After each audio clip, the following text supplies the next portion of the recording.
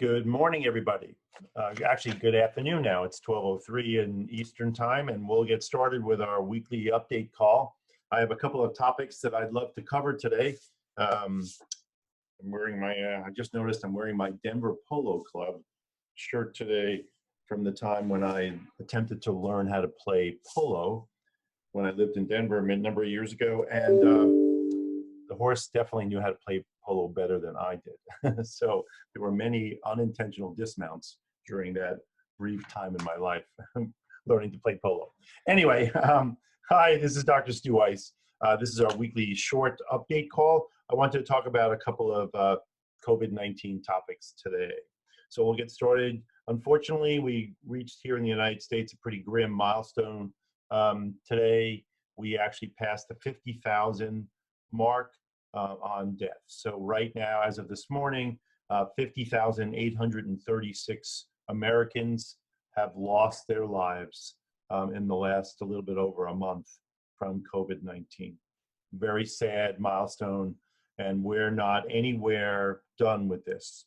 You know, I know that people are getting tired of what's going on, and it feels like we've been doing this for a really long time, and you're seeing lots of people talking about the reopening, reawakening, recovery, whatever. But I just want folks to keep in your mind, in the back of your mind, that we're still seeing 32,000 new cases per day in the United States.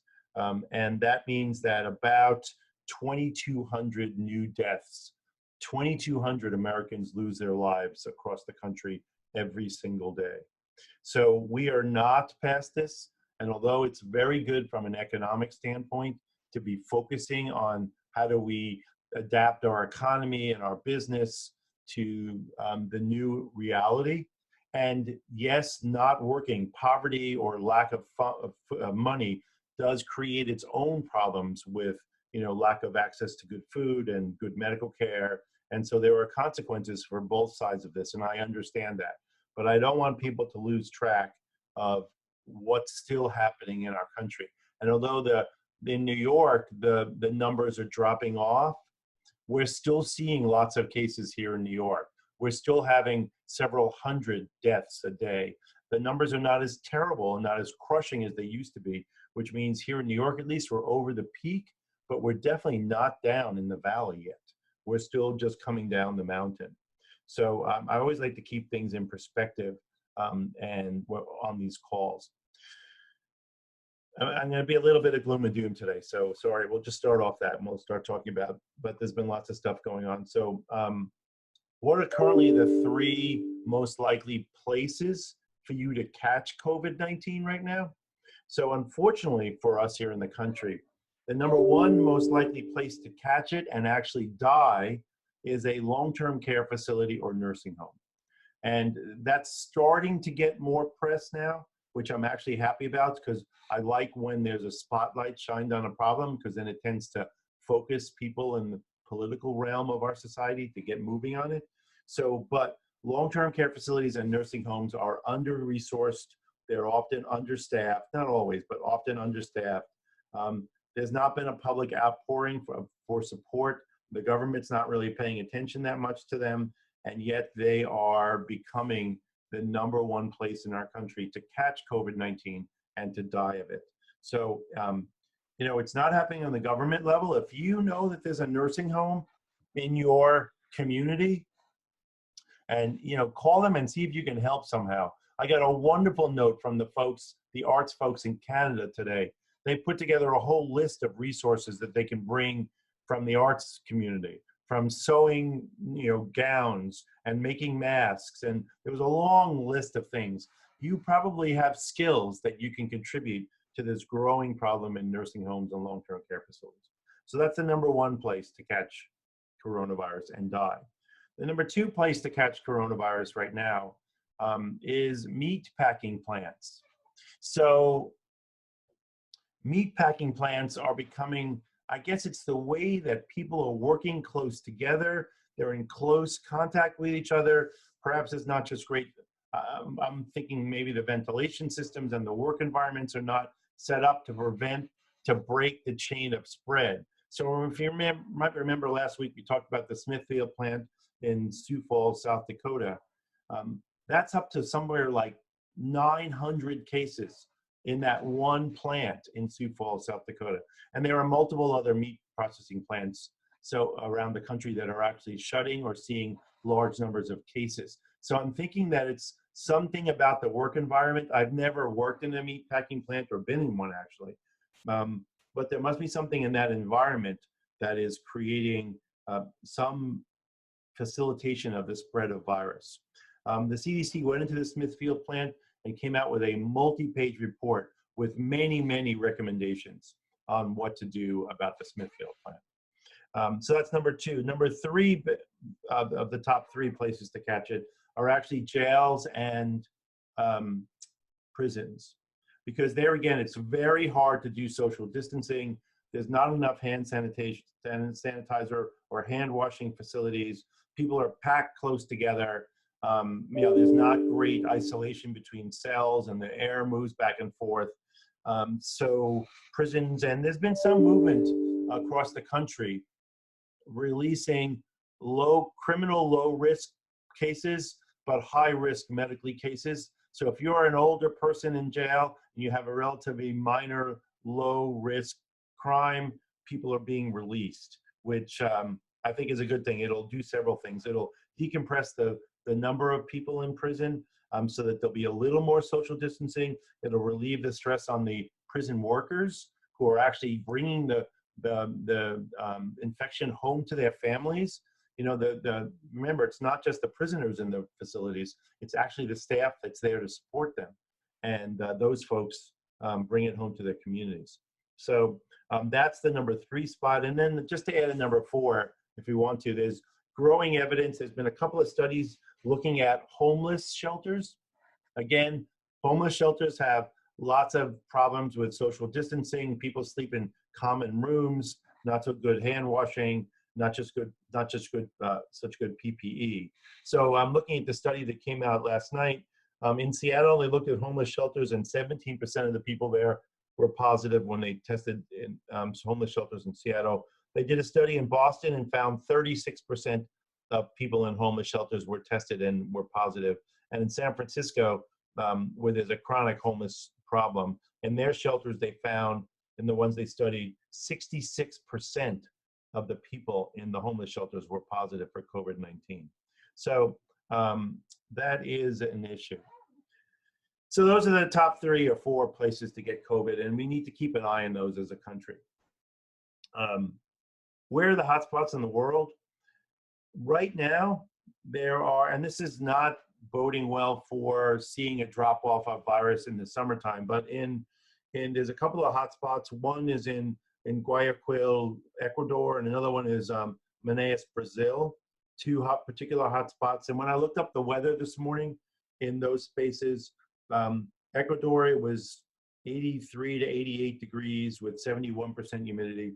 And in Brazil, it was 86 degrees Fahrenheit with 73% humidity. So hot, warm, moist environments does not seem to be slowing down the effect of spreading virus.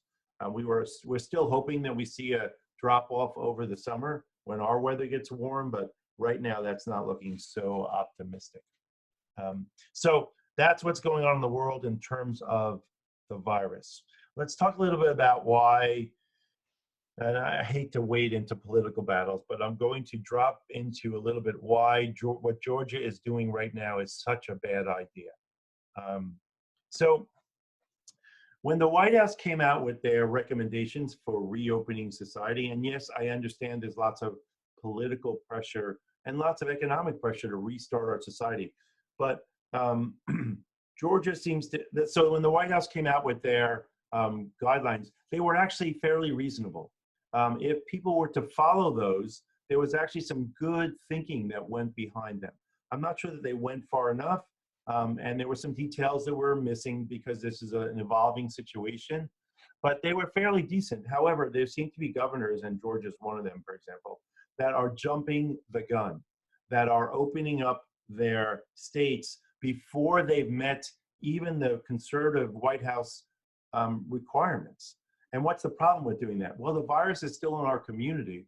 And if in fact we open up states early, we're going to just see an upsurge in numbers of cases. So if you take a look at what Georgia is doing, the governor there seems to have chosen all of the highest risk, low importance type of stores and opened them and establishments. So, you know, tattoo parlors, beauty salons, barbershops, gyms.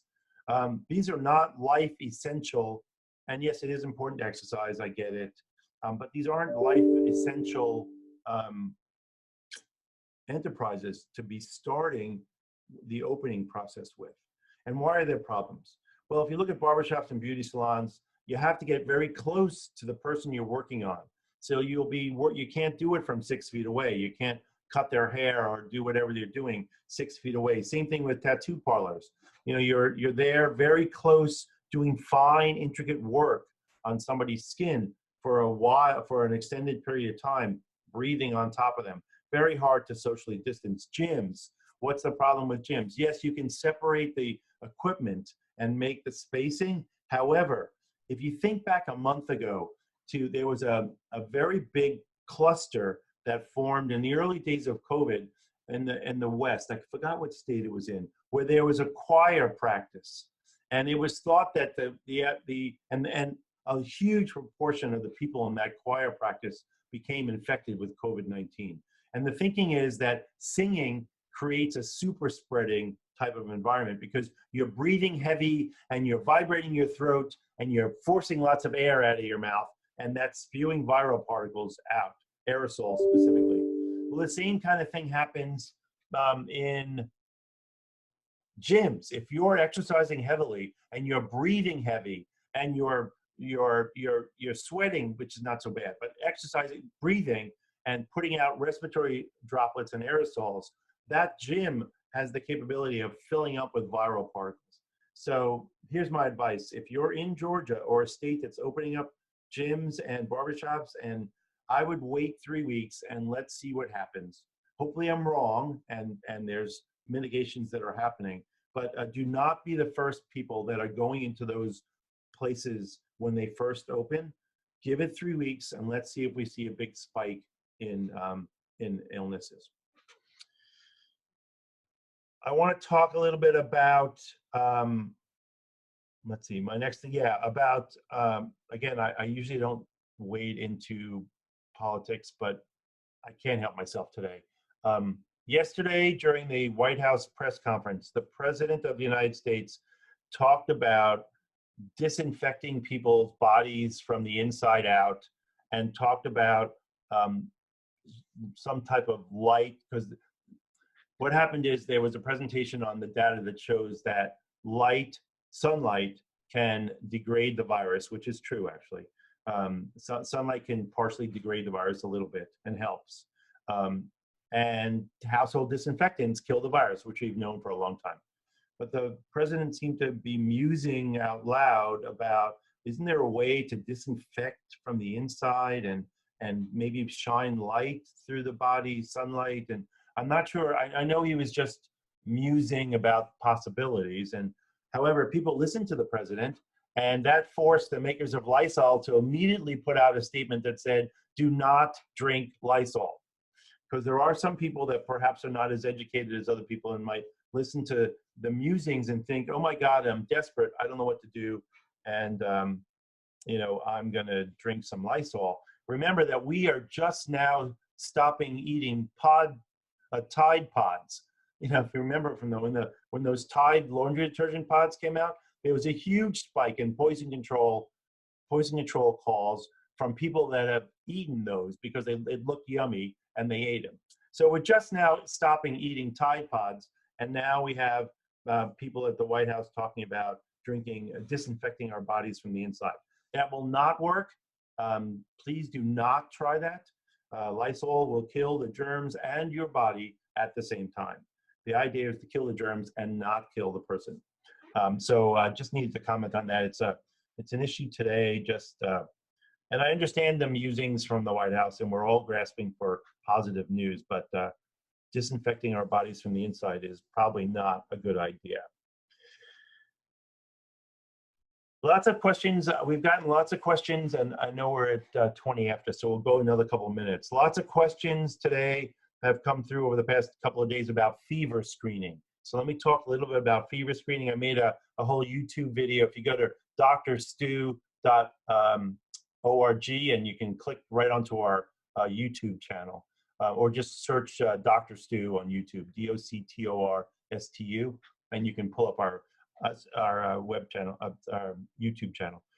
Did a whole thing on fever screening, talked about passive versus active, and you can take a look at that. But what I want to talk about today is that fever screening is not done in isolation. Fever screening is done as part of a bigger plan for restarting your business. So the fever screening program has to have a couple of components to it, right? So the first thing is the screening process. How do you do primary screening? How do you do secondary screening?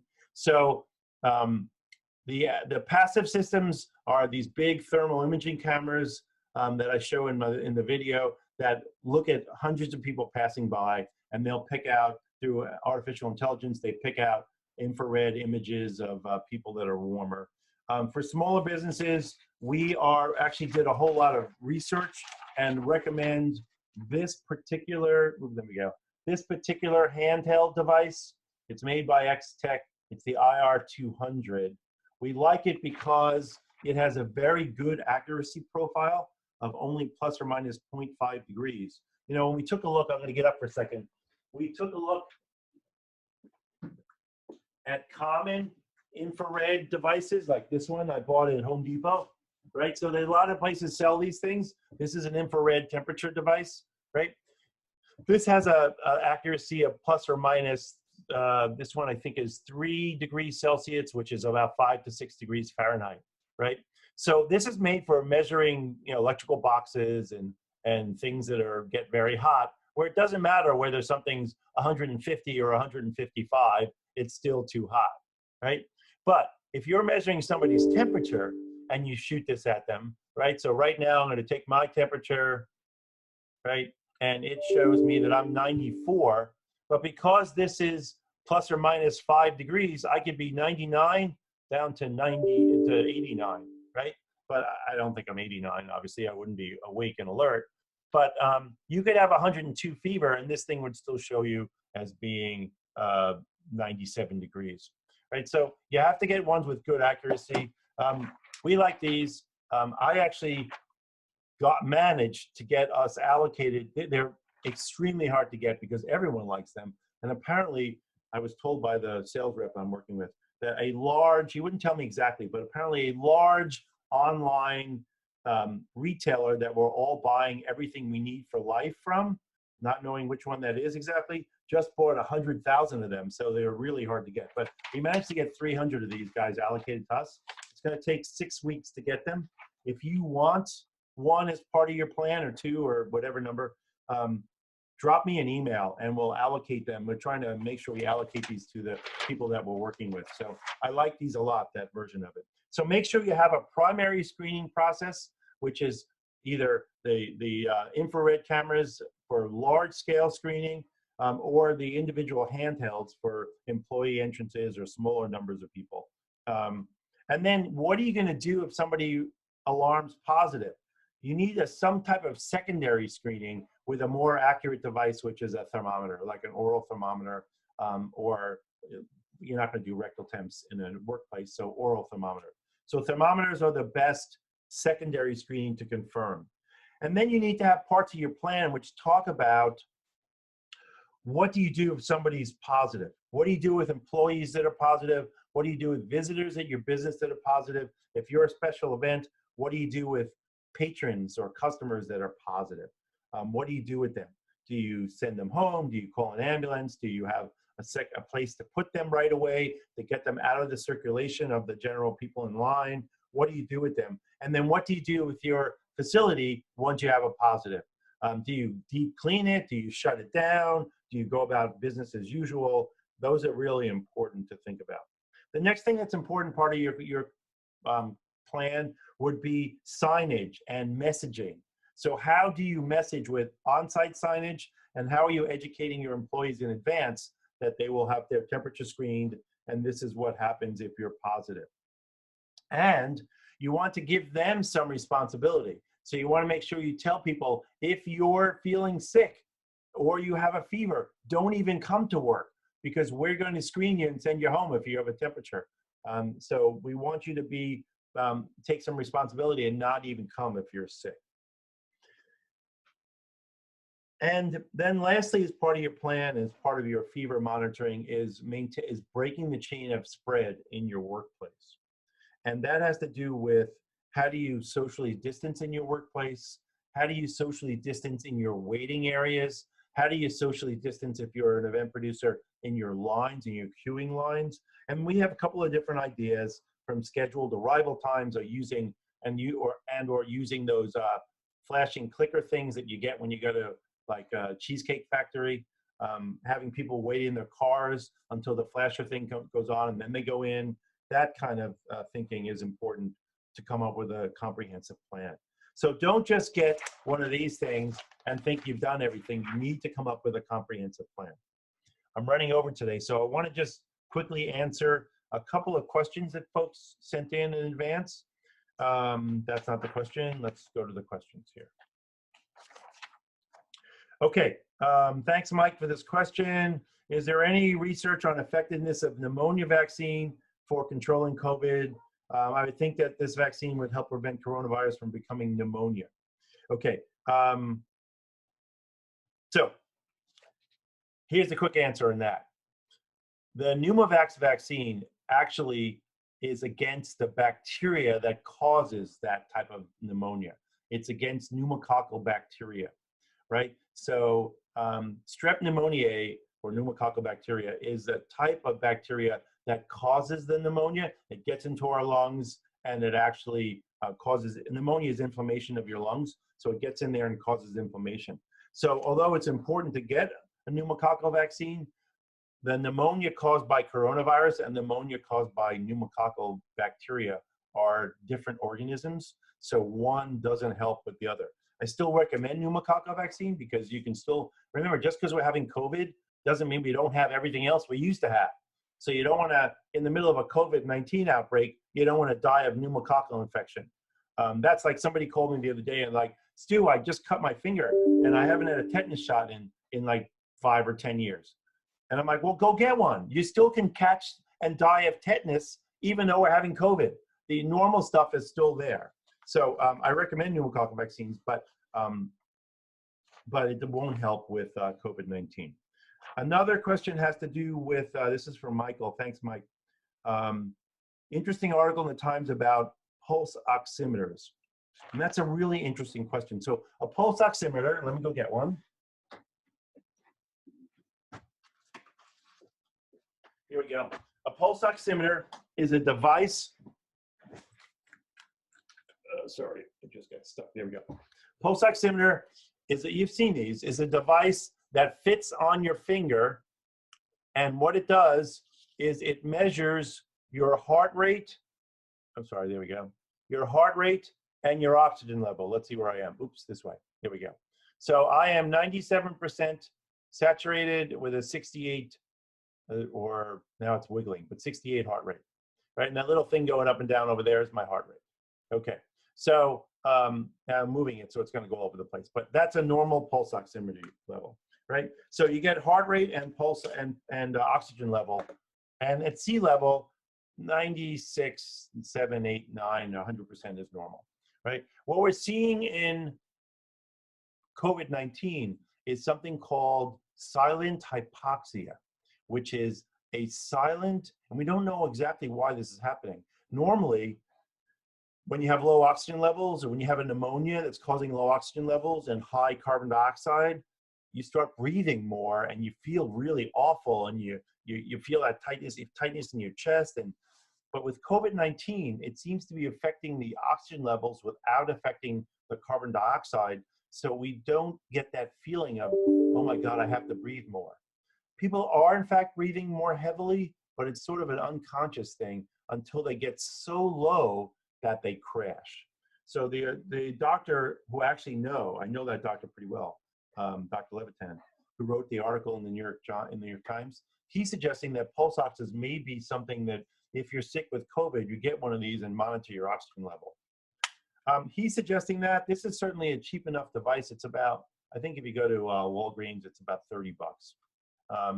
You know, measuring that it's not a bad idea to follow it. There's lots of issues with pulse oxes. You have to make sure you have a good tracing. You can't use it with nail polish. But for home monitoring, if you're sick and you want to keep an eye on your oxygen level, it's probably not a bad idea. Okay. I don't want to run too much over. There's a couple of questions in the chat. I want to just make sure that, let's see. Do you have any information on the long-term effects of COVID-19? Unfortunately, no, because remember the virus first emerged in November, December of last year. So it hasn't been around long enough to know if there's any long-term effects yet. We'll be watching it very, very closely. Okay. Mentioning long-term care. Long-term care, somebody is talking about long-term care case fatality rates are enormous in Canada, in the United Kingdom. Yes, it's awful around the country. I agree. Thanks, Devin. I agree that that's a real problem. Okay. Yeah, I agree that putting a UV light down your throat or injecting Lysol into your lungs is probably a bad idea. So thanks so much. All right, everybody. It's 12. I've run over a few minutes. Sorry for taking a little bit of extra of your time. If you have any questions that you want me to answer, just go to drstu.org. There's a place to submit questions there. I'll be able to answer them either directly. If you include your email, I got a couple of questions without emails, or we'll do a video about it on the YouTube channel. Have a safe week. Please stay in. If you're in Georgia, don't go get your tattoo. Wait 3 weeks, please. If you're in a state that's opening up businesses where it's really hard to social distance, remember, just because you're wearing a mask, if you're hanging over somebody doing some fine tattoo work, the masks are not perfect, and some particles will get out. If you're having somebody breathing particles on your face for an hour or two, that's a pretty high risk moment.